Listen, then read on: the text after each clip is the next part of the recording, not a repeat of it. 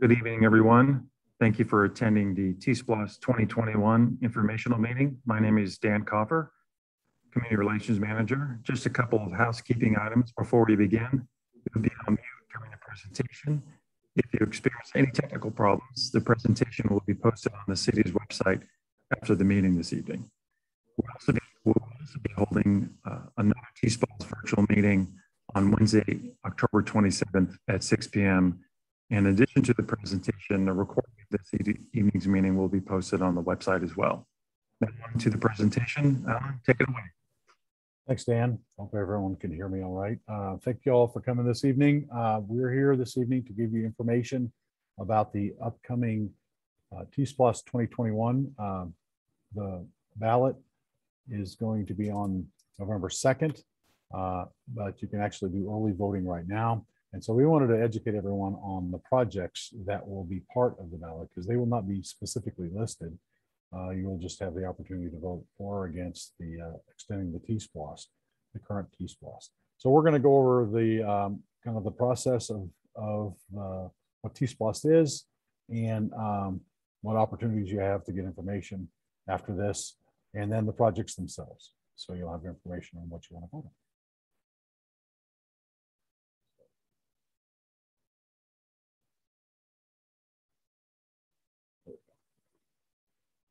So TSPLOST 2021 is an extension of the current TSPLOST, which was voted on by the Fulton County voters in 2016 on November 8th. Collections on that began on April 2017, and they will finish on March 31st of 2022. What this vote is for is the 3/4 penny sales tax to continue. The vote will be November of this year, and goes from collections starting in April of 2022 and going for 5 years until March of 2027. If approved, the renewal includes sidewalks, very similar to what we're doing now. Sidewalks, traffic control, and our safety and congestion relief, roadway maintenance, paving, multi-use paths, and pedestrian and bike improvements. This is the list of projects that has been approved to go to Fulton County, who will manage the program. And this gives you an overview. We're going to go into more detail on these projects in a moment. But this gives you an idea of what the projects are, and there are what they call tiers. So tier 1 is 85% of collections based on projections that have been provided by Georgia State to Fulton County. And the vote itself is for Fulton County outside of City of Atlanta.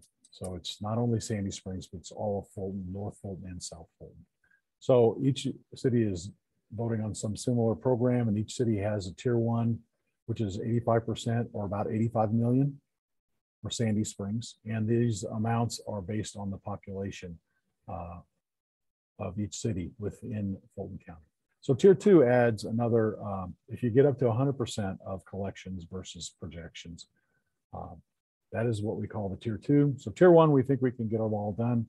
Tier 2 is nice to have, and that adds about 15 million to the tier 1 pot for about 100 million. And then tier 3 is would definitely be nice to have, but that's 115 million or about 115%. So each additional tier adds about $15 million worth of projects. As I mentioned, we're going to go through each of these to give you a little additional information so you know what you're voting on during early voting in November. So the tier 1 projects. So one of the first ones we've got is the bridge program. There's a couple of bridge improvements we're looking at. There's an upgrade to Riverside Drive over a tributary of Chattahoochee River. But the big part of this $6 million program is the contribution that Sandy Springs would make to the bridge that GDOT will be rebuilding at Mount Vernon over 285 as part of their 285 managed lanes project, and an auxiliary lane project that's will be starting soon. And just to give you an idea of what's going to happen with that, It's going to add pedestrian improvements, bike improvements, make it a little more aesthetically pleasing. So you see in this picture, you've got the multi-use path on one side, sidewalk and bike lanes, pedestrian lighting. If this is not contributed to by the city, basically GDOT will rebuild the Mount Vernon that's out there now. So this is going to definitely upgrade that and make it much more walkable and easier for bikes to get across as well. The ITS system program, we're going to continue working, always upgrading our ITS program. We did some in the current TSPLOST. This one's about 2.4 million. It's going to continue to do fiber optics through all traffic signals, closed circuit TV cameras, and some other ITS devices. If you've ever been in any of this Roswell Road traffic, this will continue to improve and synchronize the signals. And this stuff allows our TMC here at City Hall to do improvements as needed throughout the system. And so that is another improvement they'll be paid for with the new TSPLOST to continue the work that the city is already doing. Sidewalk program.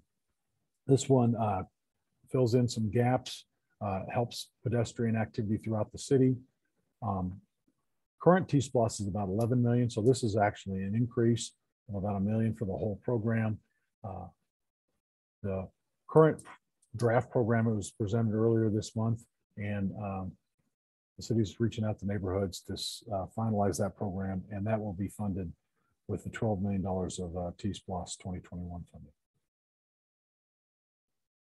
This is an example of what we've done with the current TSPLOST. This is Roberts Drive from Davis Academy to North Ridge.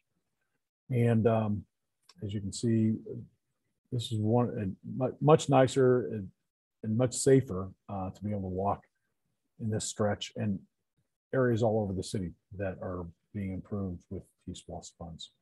So TSPLOST 2021, we continue that work. Johnson Ferry at Peachtree Dunwoody improvements.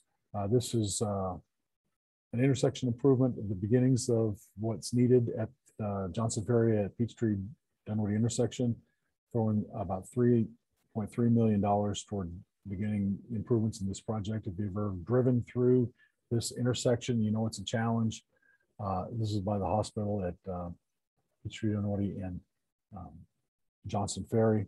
So we will get started with improvements that are shown here that improve safety and operations in that intersection. Hammond Drive corridor improvements. We've begun this project as part of TSPLOST, the current TSPLOST. The current TSPLOST did the full concept and some early acquisition right away and began some of the preliminary design, some survey work. And that concept was developed from Roswell Road to Barfield. And that's like a $60 million project. So phase two, that would be done as funded under TSPLOST. If this TSPLOST is about 38.5 million, the 60 million would have taken most of tier one. So in order to do other projects, we looked at the section that is currently 2-lane, and we'll make it 4-lane, but also add pedestrian improvements, bicycle improvements, connectivity for the neighborhoods, but also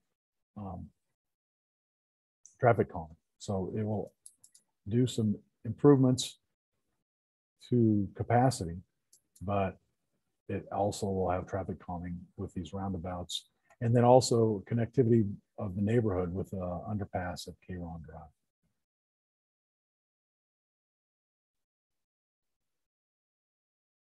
Roswell North Boulevard project. So in this project, this will make improvements on Roswell Road from Dunwoody Place to the river. It's going to include landscape medians, where it's what we're looking at, multi-use side path, some landscape buffers, improve ADA, lighting, landscaping, and also some intersection improvements. So this is almost $10 million. And we've got a kind of an example of what it could potentially look like. This is actually an example with the landscaping and some pedestrian lighting. But one of the other options we'll continue to look at is to include a landscape median as well, and look at intersection improvements from Dunwoody Place to the river, see where intersections would be good to be placed. SR 400 multi-use path. So this is a project that was a tier 2 project under the current TSPLOST. And we did not get to that with TSPLOST funds, but we had funding with the capital improvement program to do design and right-of-way to get the project ready to go to construction. The current proposal is to use almost $4.5 million to do matching funds for the federal project. The project itself in Sandy Springs is like $22 million. There are a lot of bridges and walls throughout. We're also tying into the City of Atlanta's section, and then goes down to Lorden's, and then it continues on to the 285-400 multi-use path that is at being built as part of 285-400. It goes to Peachtree, Dunwoody, and Johnson Ferry. But give you kind of an idea, these are some renderings that were developed as part of the concept.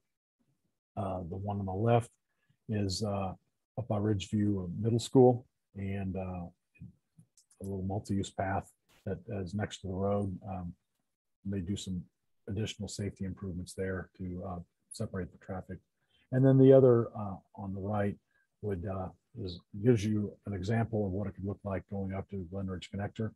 When this is done, I mean, currently you can go from Sidney Marcus up to Wyuka. This will tie into those and continue on to the north. So this will be a nice project. Again, it's the matching funds, about 4.4 million. For the whole project is about 22 million. Glen Ridge multi-use path. This is about 2.75 million. This is a multi-use path on Glen Ridge Drive from Hammond down to Wellington Trace to kind of give you an idea of where it is and what it will look like. This is a picture. Basically, it goes south from Hammond to Wellington Trace and ties into a developer a multi-use path that was part of a development. And that continues on south to a multi-use path that is being built by GDOT as part of 285-400. And then on to a project that was built as part of the current TSPLOST. So we're continuing to expand the multi-use side paths throughout the program. And this would actually also tie into a multi-use path on the Hammond corridor. And the Hammond Drive, Boylston side path and realignment. This one has already got design ongoing. This would be the construction funds, almost $3 million. Current Boylston and Hammond, the intersection needs realignment. It doesn't line up very well. This will get that portion done and do some work on Boylston. And then the Hammond corridor will tie into this to give you an idea of, here's the existing. And as you can see, if you've been through here, you know, it doesn't line up very well. This is Boylston, or at Hammond looking north at Boylston. As you can see here, there'll be improvements at the intersection, making it line up better, but this also includes side paths and realignment down in the Boylston area. And so you'll have a side path from Hammond on Boylston up to Hildebrand. The next project that was specifically Lake Forest, because of the connectivity issues down there, this is a specifically called out sidewalk project that goes from city limits to Mount Perrin Drive. It's improves pedestrian access and helps connect some sidewalk gaps that eventually could help tie into the Chastain Park area. This is at $1.5 million. And just as an example, this is Lake Forest. There will only be a sidewalk on one side, but it gives you an idea of what it potentially could look like. And then also, before we get into the tier 2 projects, we also have allocated $1 million of design to get the tier 2 projects, the side paths that we're going to talk about in a moment, started. One of the challenges We had some good tier 2 projects with the current TSPLOST, but we never could get to them. So we wanted to at least jumpstart the work. If we can't get to construction, we, at least as part of tier 1, we can start the design. So one of the biggest tier 2 project is the Roberts Drive side path. It's a multi-use path on Roberts from Roswell Road to Dunwoody Place. This is kind of an overview of it. You can see it ties in from on the north at Roberts Drive at Roswell Road. And that would also tie into the side path we're doing on Roswell Road North. Goes around and ties into the Chattahoochee National Recreation Area at Island Ford, and then continues on across 285 to tie into Dunwoody Place. Another tier 2 project, about $4 million, is Johnson Ferry Road side path from Glen Ridge Drive to Peachtree Dunwoody. This again continues to connect all the multi-use paths throughout. So this would go from on Johnson Ferry from Glen Ridge Drive, one of the side paths we have built here, and continue on to the intersection improvement that we're proposing at near the hospitals. So this is an example. This is the Glen Ridge connector side path that was built that ties into the other side path I was mentioning earlier that's going to go up to Hammond. We've got the pedestrian lights, street lights, landscaping. So this helps the safety and connectivity throughout the city. And finally, the tier 3 projects, if we get to 115%, we're going to continue looking at multi-use paths. Another potential multi-use path that ties in to the Chattahoochee River area is on Powers Ferry, which is on the south side of 285 from Dupree to the city limits, about $5 million. And this is an overview. It takes you from basically Rays on the River area. It continues on Powers Ferry up to Dupree. This will basically mirror a project that we are starting construction on now on Interstate North on the other side of 285, where we're adding multi-use path. And that was a tier 1 part of the sidewalk program for TSPLOST. And these are cross sections of that, which would be similar for Powers Ferry. And you see the multi-use path with landscaping that could be put on the south side of 285 as is starting construction on the north side. And then finally, with any additional funds we would have in tier 3, we'll do roadway maintenance, resurfacing, and rehabilitation of roads throughout the city for general wear and tear, potholes, those kinds of things. And this is just basically gives you an example of what the repaving could look like. So important dates coming up. So what all this was for is to let you know what projects you would be voting for. We also have some other opportunities to get additional information. The farmers market on October 23rd and the 30th, we'll have staff there to answer any questions. As I mentioned, early voting actually started yesterday and goes through October 29th. If you want to do absentee, the application is due October 22nd for the November 2nd election. And finally, the actual election day is November 2nd this year. The project website is listed below, and we'll also provide that after I'm done here. But with that, I'm going to turn it back over to Dan with any additional information. Thank you, Alan. As I just posted or chat through the chat a few minutes ago, the presentation from this evening's meeting will be posted at the website spr.gs TSPLOST 2021 after the meeting. And then we will also post a meeting, recording of the meeting tomorrow as well. We will have another virtual meeting on Wednesday, October 27th at 6 p.m. And so once again, thank you for attending the meeting this evening, and you'll have a great evening. Bye-bye.